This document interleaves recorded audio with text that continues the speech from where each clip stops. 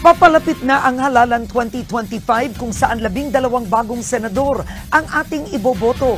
Sa loob ng 20 minuto, makakaharap, makakausap at makikilala natin ang mga kandidato. Samahan niyo kami dito sa Harapan 2025.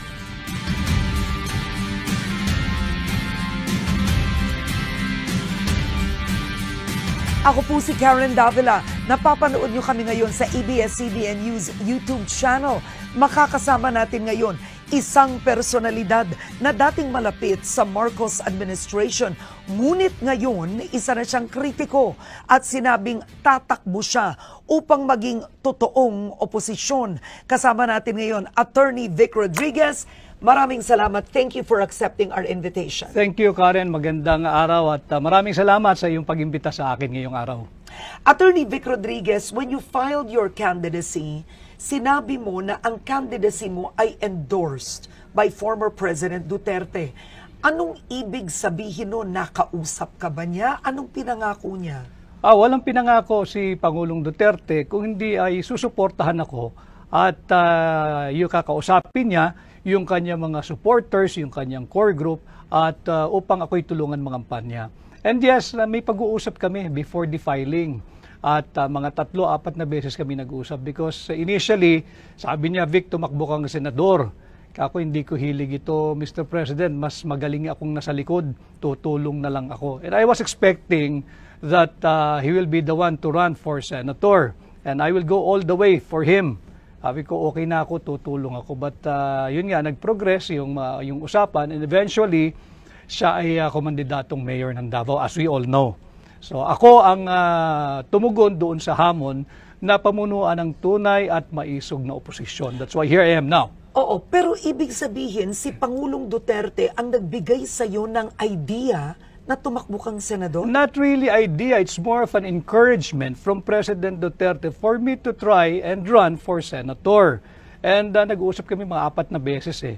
And sabi ko lang sa kanya, pag-isipan ko, Mr. President. Sabi niya, sige, tama naman yan, huwag kang magmadali, pero huwag din masyadong matagal. Dahil kinakailangan ka ng mapakilala, dahil kilala ka naman, pero hindi bilang kandidato. Okay. Attorney Rodriguez, sumikat ka bilang spokesperson, abogado ni Pangulong Bongbong Marcos. Buong kampanya, ikaw ang kinakausap ng lahat. May libro ka nga ang nakalagay Kingmaker. Kabilang ka behind the scenes sa campaign. Isn't this absolute betrayal from Marcos ngayon na kay Duterte ka na? Magandang tanong yan, Karen. I have always been Duterte Marcos. And noong 2022, Marcos Duterte. At hanggang sa ngayon, magkasama kami ni Duterte. Ang nawala yung Marcos. Yan ang dapat mapaliwanag nila. Kami ni Duterte magkasama pa rin hanggang ngayon. Ano ba nangyari? Hindi ka lumabas noon, hindi ka nagpaliwanag. Bilang Executive Secretary, you were the shortest Executive Secretary in history, 79 days in office. You were forced to resign, tapos hindi ka naman naging Presidential Chief of Staff. What really happened? Bakit ka natanggal? I think the shortest na naging ES ay si former ESN Senator Ed Angara during the time of President Erap. Kasi abbreviated yung term ni Pangulong Estrada eh.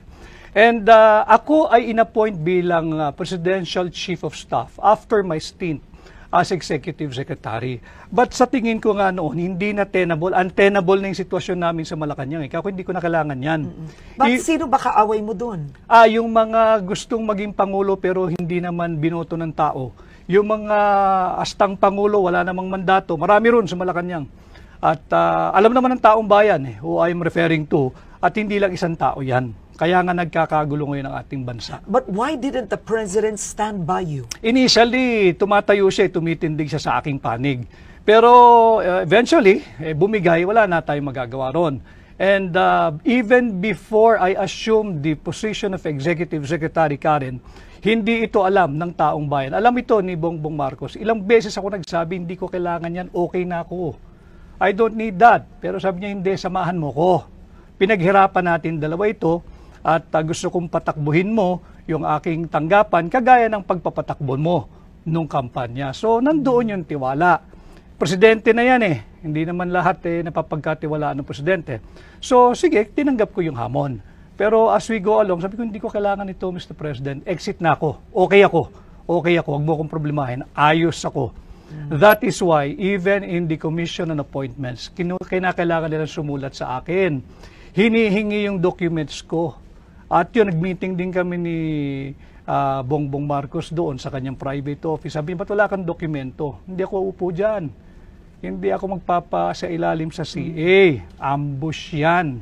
But why did you become a critic of the President? Pwede namang nag-resign ka, tumahimik si Attorney Vic Rodriguez, sinaportahan mo on the side, bakit ngayon napaka-active critic mo? Ang sinasabi ng ilan, porket wala lang sa posisyon, eto na siya, kritiko na. Hindi ko kailangan ng posisyon, Karen. Ako nga yung lumayo sa posisyon eh. Tanungin mo ang sambayan ng Pilipino. Ilan ang kayang gumawa ng ginawa ko? I walk away from being DES. Meron akong appointment as the Presidential Chief of Staff. Meron ba talaga yun? Meron, nasa libro ko. Because sinabi nila na walang ganun. Hindi, pirmado ni Bongbong Marcos yun. Alam niya yun. Kaharap nung pinirmahan niya, inabot niya sa akin si Naida Angping na ginawa kong PMS Secretary. Si Anton Lagdameo kaharapan. At yung maraming PSG. Pirmado yun. Sa akin ang original hanggang ngayon. At ready ako ipakita yan kahit sa forum. Why did you have to be a critic? Yun ang tanong ng ilan. Sapagkat nakakaya ka rin eh. Ikaw na rin nagsabi, ako lahat ang kinakausap ng tao. Ako yung nakaharap. Mukha ko yung nandoon, salita ko yung nandoon. Tapos iba na ginagawa nung taong ikinampanya ko ng mabuti at tinangkilik naman ng tao. Hindi ito yung aming pinag-usapan. Hindi yung ganitong uri ng pamumuno ang aming napag-usapan. This is not the kind of governance and leadership that we agreed to have pag siya'y pinalad at tangkilikin gawing Pangulo. Yan ang katotohanan. Ngayon, tumatakbo kang senador, pero tinatanong ng ilan, bakit namin iboboto si Attorney Vic Rodriguez gayong nung nasa gobyerno siya, nagkaroon ng ilang kontrobersya. Hindi natin kailangan isa-isakin at idetalye ngayon, but there was the sugar fiasco, issues with appointment, yung na-appoint mo sa Ports Authority, etc., etc. Ang tinasabi ng ilan, pumalpak nga siya doon, ba't ngayon senador pa? Kasi sinungalingan yun. Wala akong palpak, Karen. Yung sugar fiasco, ako ang nagpahuli ng mga asukal.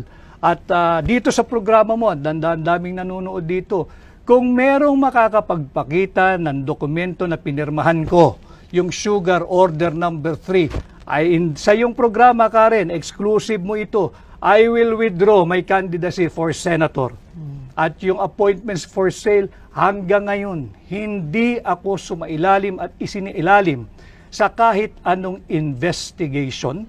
Wala ako ni isang kasong administratibo, civil, at best criminal. Wala. So lahat ito'y paninira. Balikan ko lang yung sa Ports Authority na sinasabi nilang bayaw ko.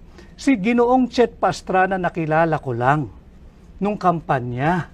At kaya pinagkatiwalaan namin tagadala ng pera para sa mga watchers. At hindi ko bayaw yan. At baka magduda ang asawa ko na meron pa akong ibang pinakasalan pag nagpatuloy yung chismis na bayaw ko si Chet. Yun ang aming biruan ni Chet. Ay hindi ko kaano-ano si Chet. So, yan ang katotohanan. Ang sinasabi nyo ngayon ay what you're saying is you were unfairly treated, judged, accused? Absolutely. Because maraming sumama na lang nung panalo na kami doon sa kampanya na gusto nila business as usual. Iba na dapat yung direksyon namin, yung napag-usapan namin ni Bongbong Marcos eh. Wala kaming kasama noon, Karen. Alam kong alam mo, walang gustong sumama kay Bongbong Marcos matapos ang 2016. Kaming dalawa lang ang magkasama. Kahit nung siya'y nag-announce ang kandidatura, wala kaming mga branded names in politics. At nung mananalo na, nandyan na yung mga Johnny come lately. At ang gusto, sila pa ang una sa pila. Hindi ako pumayag. Bakit? Ang kasama namin, ordinaryong tao eh. Yun muna ang unahin natin na i-recognize. Hindi yung mga branded politician na nandyan na naman at the very first opportunity na magkamal ng yaman, magnanakaw na naman yung mga yan. Yan ang aking linabanan. Kaya ako tumatakbo. Hindi ba masakit ito sa iyo personally? In your book, sinulat mo doon na namatay ang iyong nanay. At hindi nagbigay ng condolence, hindi nagbigay ng kahit anuman. na message, bulaklak ang Pangulong Marcos. This is correct, no? Tama yan. Yeah. Considering yung pinagsamahan nyo, pinagdaanan nyo, what do you make of this whole experience? Masakit talaga yun.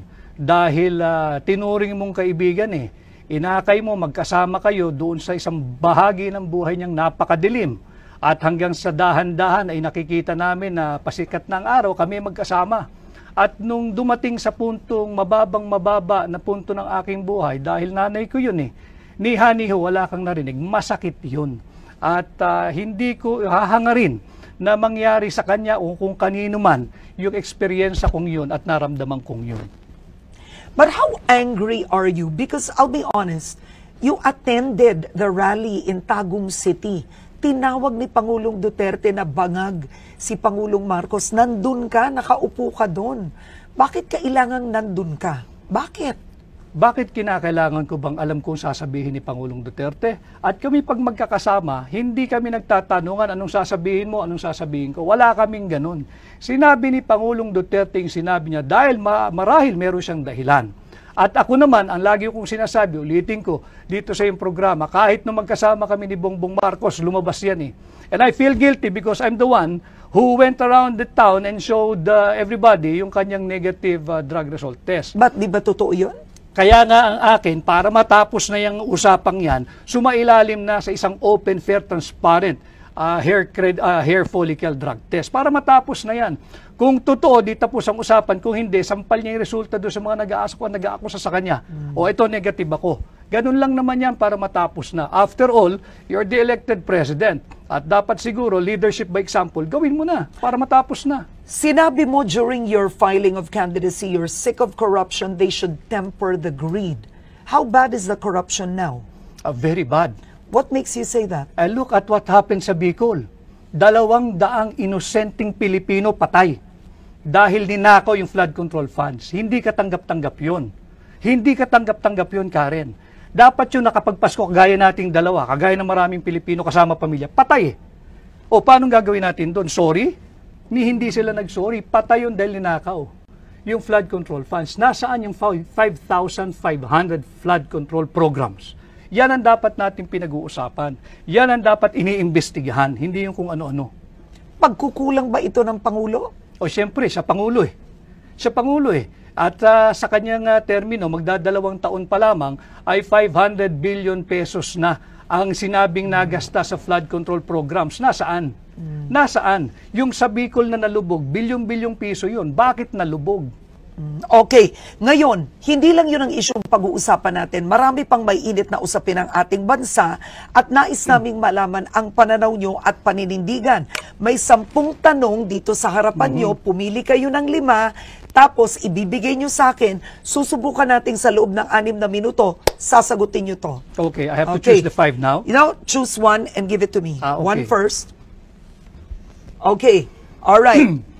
Ano ang masasabi mo sa paggamit ng confidential funds ni Vice President Sara Duterte? Hindi lamang dapat yung kay Vice President Sara Duterte imbestigahan. Lahat ng gumagamit ng confidential funds, kung may iimbestigahan, lahat. Pero hindi pwedeng isa lang. Ang tanong is about Sara Duterte. Yung paggastos niya ng confidential funds, sinabi niya hindi siya magpapaliwanag sa Kongreso. Tama ba yun? Tama, sapagkat binibigyan siya ng COA until January or February of this year to comply with documentation. Yung notice of disallowance, Karen, ito'y malaking kasinungalingan. Ang notice of disallowance ay hindi kasong kriminal. Hindi yun finding of guilt. Yun ay para remedyohan mo yung mga kulang na dokumentong pinapasumiti sa'yo. At binibigyan pa siya ng January or February of this year. Therefore, the investigation conducted by the House of Representatives, if at all, premature. Huwag mong pangunahan ng COA. Constitutional duty ng COA yan. Article 9, Paragraph D, Section 3. So, Attorney, naniniwala kang walang maling paggamit si Vice President Sara Duterte sa confidential funds? Hindi pa dapat husgahan dahil meron pa siyang period to comply. So, lahat ito premature. Let COA do its job. Huwag pakialaman ng Kongreso yung trabaho ng COA because it is not the core function of Congress to do the function of COA. Okay, next. Okay, next question. Pabor ka ba na gawing legal ang divorce sa Pilipinas? Hindi ako komportable diyan sa pagpapaligal ng gagawing legal ang O divorce. bakit? Ayaw mo yung salitang divorce? Sapagkat nandyan na yung annulment at yung legal separation. At sa tingin ko, sapat na yan. At again, on constitutional ground, mahirap naman basta lang tayong susuong sa divorce bill dahil malinaw na kinikilala ng ating saligang batas, Article 2, Section 12 of the Constitution. Pinapalakas kinikilala ang pagiging sagrado ng pamilya. In fact, it is treated as the basic autonomous social institution na dapat palakasin. So on constitutional ground, may reservation ako sa divorce bill. Next. Yan. Okay. Paano mapapahusay ang kalidad ng edukasyon ng Pilipinas? O siguro ang tanong na lang, magkomento ka sa edukasyon ng Pilipinas ngayon at sa pagbawas ng budget. Kulelat tayo, di ba? Kulelat tayo sa math, sa reading, sa science, at sa spelling. Tapos binawasan pa ni Bongbong Marcos ang 12 billion. Lalo tayong malulubog. We are not using our public money to do proper public investment. So maling-mali na bawasan mo ng 12 billion pesos ang Department of Education at isang kalang mo ang kinabukasan ng kabataang Pilipino, unahin mo ang ayuda ng mga mambabatas. Yan, maling-mali yan. Ang tanong ko sa iyo, kung naging senador ka, anong gagawin mo?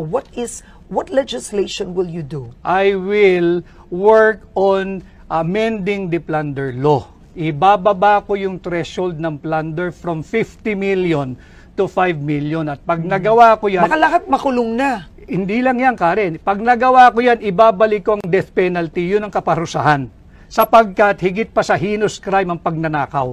So, ang plunder, para sa iyo, 5 million pesos, tas death penalty. Yes. Okay. Dahil ang pagnanakaw ay pagnanakaw kahit magkano pang halaga yan.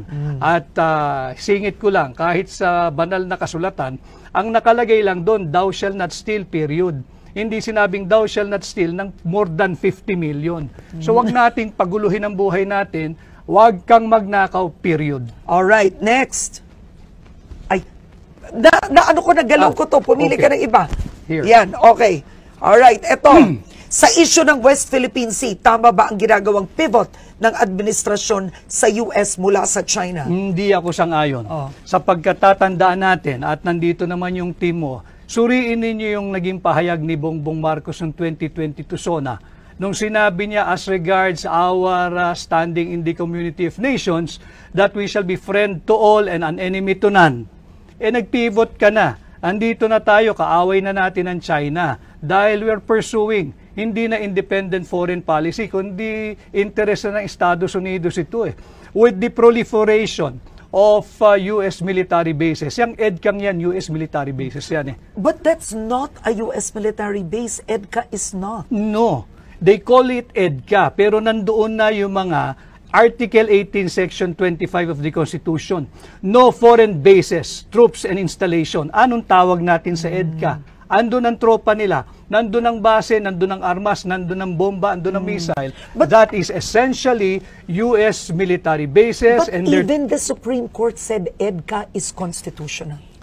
Pero nandirito na sila, Karen. Basahin natin ang Article 18, Section 25. I will not argue with the Supreme Court. I'm a member of the bar. Pero hindi naman lahat ng desisyon ng Supreme Court ay sinasang-ayunan ko.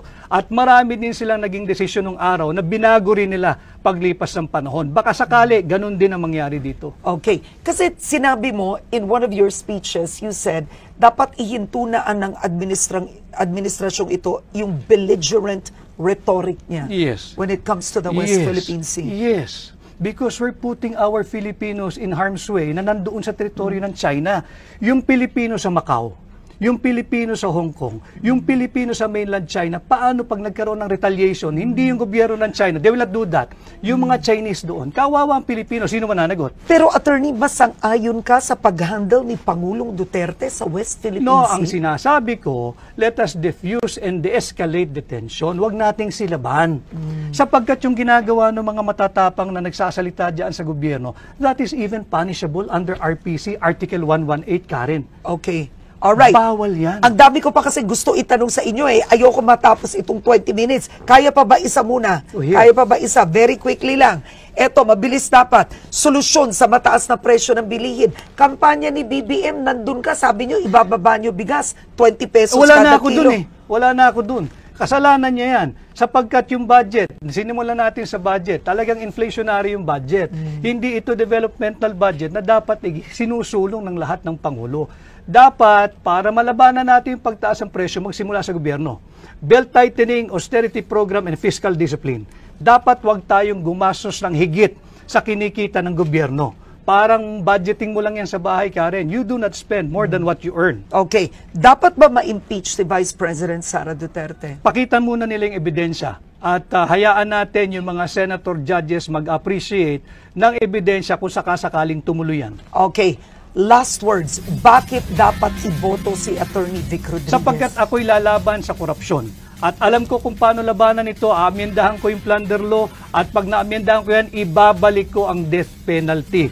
Sapagkat pagod na ang sambayan ng Pilipino sa korupsyon at nakita natin kung saan patungo ang ating bansa. Kawawa naman tayo. At yan ang Harapan 2025 kasama si Attorney Vic Rodriguez. Maraming salamat po sa inyo. Thank you, Karen. At magandang araw kapamilya, bumoto ng tama, suriin ang bawat kandidato.